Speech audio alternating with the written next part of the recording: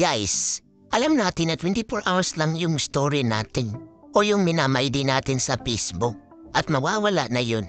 At alam natin na doon tayo nagka-violation dahil naka-right claim tayo sa ginagamit natin music background.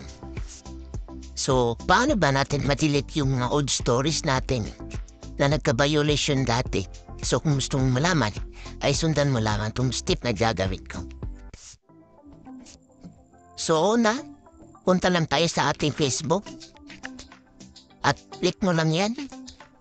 Ayan, at dito click mo yung profile mo. So dito guys, click mo yung three dots. Ayan. So dito, click mo yung archive. Ayan. At dito, tignan natin yung story archive.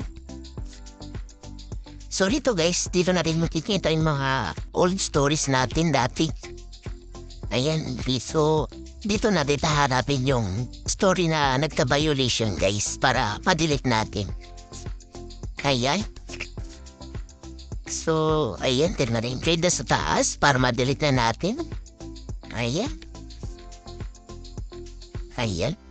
So, ganun lang kadali guys. So, kung hindi ka pa nakapag-follow sa akin, please like, follow, and share.